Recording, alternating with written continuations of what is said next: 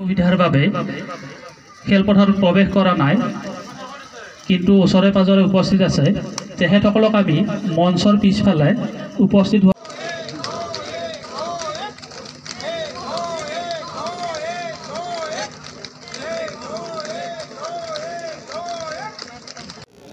অন্ততঃ শাৰীৰিক পৰীক্ষাত উত্তীৰ্ণ হ'ব পাৰে বা শাৰীৰিক পৰীক্ষাত উত্তীৰ্ণ হোৱাৰ মানসিকতাৰে সম্পূৰ্ণ প্ৰস্তুতিৰ বাবে আমি প্ৰায় ৪৫ দিনীয়া অনুশীলন ইয়াত আয়োজন কৰিছিলোঁ, য'ত আমাৰ কামৰূপ যি পুলিচ আছে, আৰক্ষী আছে বা আমাৰ আৰক্ষী আছে, তেওঁলোকৰ সহযোগত কিছু ইনষ্ট্ৰাকচাৰ আমাক ব্যৱস্থা কৰিছিল। মই তেখেতক ধন্যবাদ জনাইছোঁ, বিশেষকৈ আমাৰ SP ভূঞা ডাঙৰীয়াক।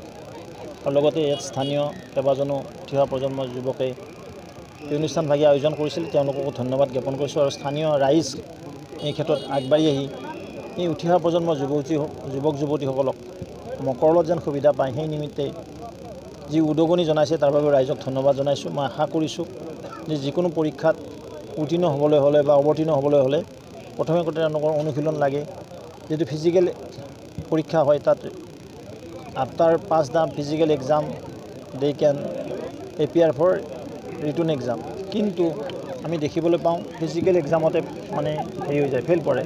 আৰু সেইকাৰণে শাৰীৰিক যিটো পৰীক্ষা হ'ব, এই শাৰীৰিক পৰীক্ষাত অৱতীৰ্ণ হোৱাৰ কাৰণে, তাত উত্তীৰ্ণ হোৱাৰ কাৰণে লং জাম্প, হাই জাম্প আৰু দৌৰ বুলি কয় 1600 মিটাৰ এণ্ড 3200 মিটাৰ্ছৰ অনুশীলন ইয়াত কৰা হৈছে। মই আশা কৰিছোঁ 400গৰাকী যুৱক যুৱতীয়ে ইয়াত এনৰলমেণ্ট কৰিছিল, কিন্তু অৱশেষত 250গৰাকীয়ে এতিয়াও ইয়াত প্ৰশিক্ষণ লৈ আছে।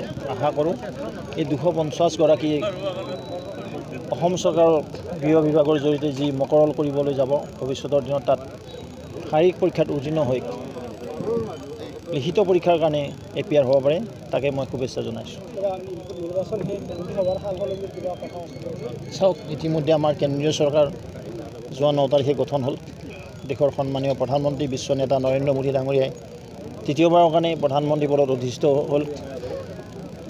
আৰু বহুতে নেগেটিভ চলাইছিল, সংবিধান সংশোধন কৰিব আৰু কিবা কৰিব।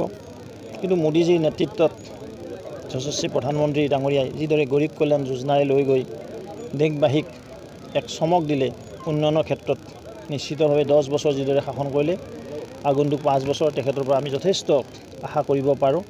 আৰু যোৱাকালি ইতিমধ্যে গম পালে যে প্ৰথম দিনাই তেখেতে কাৰ্যভাৰ লৈয়ে লক্ষ লক্ষ সন্মানৰ ব্যক্তিক আৱাস যোজনাৰ ঘৰৰ ফাইলত চহী কৰিলে, লক্ষ লক্ষ কৃষকৰ একাউণ্টছত পইচা সোমাই দিলে। এয়া হৈছে গৰীব কল্যাণ। এই গৰীব কল্যাণ যোজনালৈ 5 বছৰ তেখেতৰ চৰকাৰ চলিব আৰু দেশখন আৰু প্ৰগতিৰ পথত আগবাঢ়ি যাব।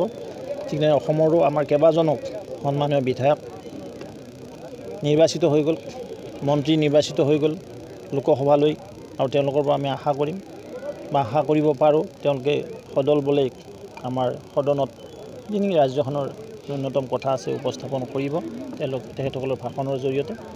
লগে লগে যিকেইটা সন্মানৰ সাংসদ নিৰ্বাচিত হ'ল, বিশেষকৈ আমাৰ দলৰ আমাৰ মিত্ৰগোষ্ঠীৰ 4জনকৈ বিধায়ক সাংসদ হিচাপে নিৰ্বাচিত হ'ল। আমাৰ সন্মানৰ মন্ত্ৰী পৰিমল শুক্লবৈদ্য ডাঙৰীয়াৰ সমষ্টি, প্ৰাক্তন মন্ত্ৰী, প্ৰাক্তন সভাপতি বিধায়ক ৰঞ্জিত দত্ত ডাঙৰীয়া এতিয়া আমাৰ সাংসদ হ'ল।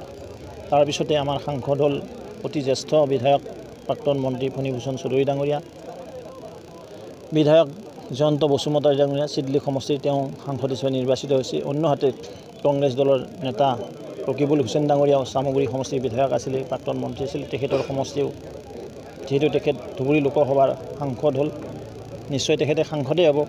ধুবুৰী মানে চামগুৰি চিটৰ পৰা ৰিজাইন কৰিব। যিটো পদত্যাগ হোৱা নাই, তেখেতসকলৰ কিছু স্কোপ থাকে, এটা নিৰ্দিষ্ট সময় থাকে, সেই সময়ৰ ভিতৰত যেতিয়া ৰিজাইন কৰিব, তাৰপিছতে ভাৰতবৰ্ষৰ যি নিৰ্বাচন আয়োগ আছে তেওঁলোকে উপ নিৰ্বাচনৰ কাৰণে আমাক দিন দিব। কিন্তু আমি আজিয়েই ক'লোঁ, এই উপ নিৰ্বাচনৰ কাৰণে ভাৰতীয় জনতা পাৰ্টি আমাৰ মিত্ৰগোষ্ঠী আমি 100% প্ৰস্তুত হৈ পৰিছোঁ। মন্ত্ৰীসভাৰ হিচাপতো সন্মানীয় মুখ্যমন্ত্ৰী মহোদয় কৰে, কাৰণ আমাৰ আটাইবিলাক বিধায়কেই যোগ্য মন্ত্ৰী হোৱাৰ কাৰণে। তাৰ পৰা চাব লাগিব, যিহেতু 15% বিধায়কেহে মন্ত্ৰী হ'ব পাৰে। সেই নিমিত্তে মাননীয় মুখ্যমন্ত্ৰী মহোদয়ে মন্ত্ৰীসভাৰ সম্প্ৰসাৰণৰ কথা ইতিমধ্যে তেখেতে অৱগত কৰিছে, আৰু একৰ্ডিংলি তেখেতে কৰি যাব।